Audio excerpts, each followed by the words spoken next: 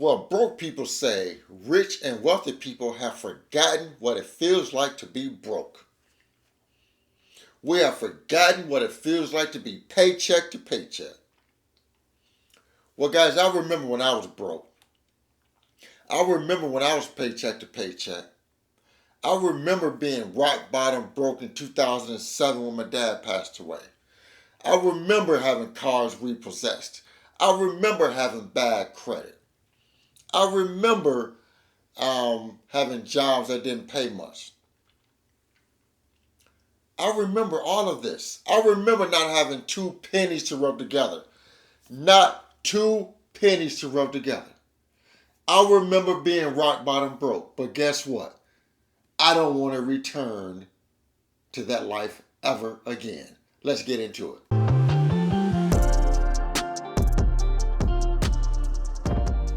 Hey guys, welcome back to the channel. Frank Talks Money. Real quick, guys, I just need that one small favor. Remember to smash that like button.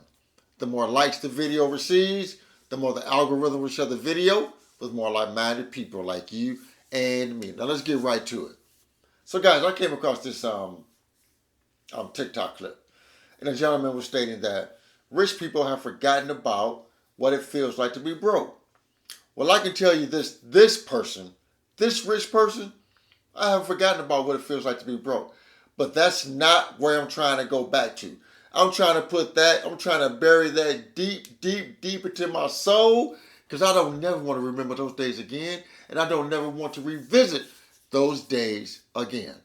I got a video clip I want to show. Sit back, let's get right into it, guys. I think if you've been rich for a while or you're making multiple six figures for a while, I think you forget just how painful it is to be paycheck to paycheck or broke. And you've also never been paycheck to paycheck post-COVID. There's a very big difference between being paycheck to paycheck in 2005 compared to 2026. A lot of people are waking up in the morning to their alarm and their first thought isn't, ooh, I can't wait for coffee. It's, what bills do I have today? I'm so stressed out. Let me check my banking app. I have to go to work. When they get in their car and they notice their car is on empty, it's not just a mild convenience that they have to stop. It is, I wasn't prepared to spend $40 today on gas. How am I going to afford this? Then they commute to work. They go up in the office and they find out that everyone's collecting a few dollars for Jenny's birthday party. Guys, I so hate when people make excuses.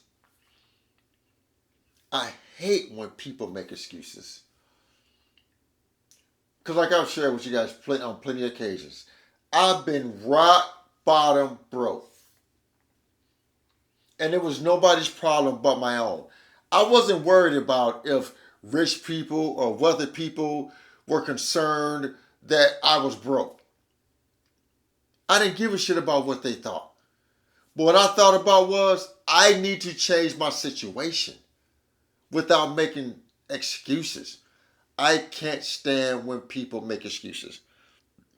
I am all about self-accountability. And if you're going to be worried about what other people think about your situation, you got a long road ahead. A long road ahead.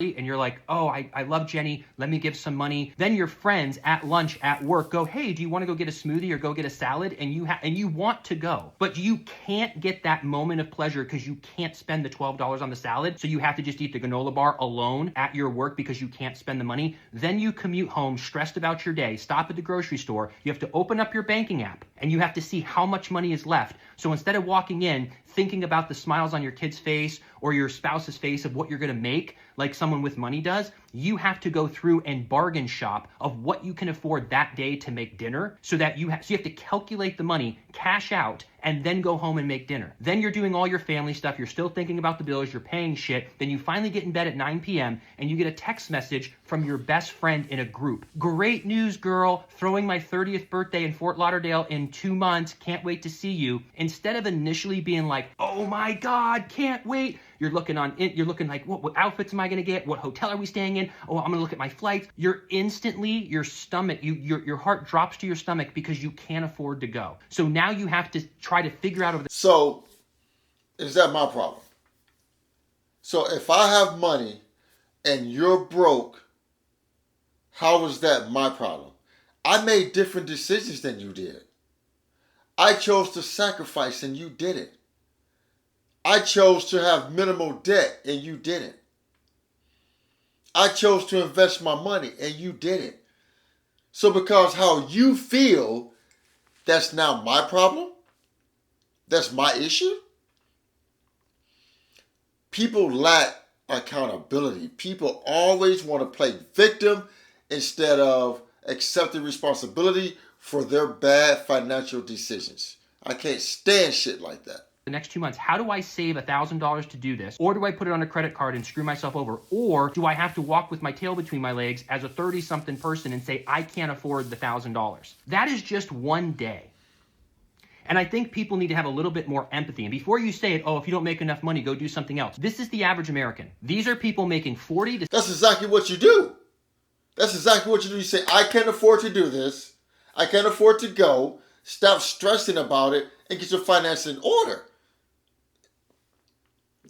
That's it. You just say, I can't afford to do this. Maybe that'll be your wake-up call if you don't have an extra $1,000 to go to a friend's wedding. Maybe that's your wake-up call to get your financial life in order. Just a thought. $70,000. You can't just have everybody fucking quit their job. 150 million people who make that kind of money. This is what America costs now. And this is the psychological warfare that is happening. So we have to give people a little credit and a little empathy that they are going through a very hard time and they're trying to figure it out, but they're doing their best. I give people credit. I give people empathy. And I try to give people grace. But what I see is people continually making the same bad financial decisions over and over again. You can't keep coddling people who keep making bad decisions. You can't do that. When are individuals going to accept responsibility for their actions and change their financial future? When is that going to happen? So I'm just supposed to... I give people empathy. I just mind my own business.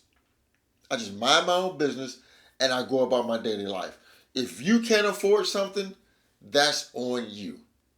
That's not my world. That's not my life right now. Because when that was my world, when that was my life, I decided I did not want that life anymore. I decided I wanted much better. And I started making different decisions with my money. I got out of debt. I got my credit better. I started investing my money. See, guys, these steps are so damn simple. But individuals want instant gratification now. They don't want to take these steps. They don't want to have a plan for their money. They don't want to set goals for their money. They don't want to get out of debt. They don't want to save an emergency fund. They don't want to start investing. They want to continue being the victim and wanting people to feel sorry for them. Well, I'm done doing that. You live your life and I live mine. So guys, please remember to like the video, share the video, and most important, please consider subscribing to my YouTube channel, Frank Talks Money. And with that, guys, always remember, financial decisions you make today will impact your financial life tomorrow. Thanks for tuning in. Frank Talks Money. I'm out of here.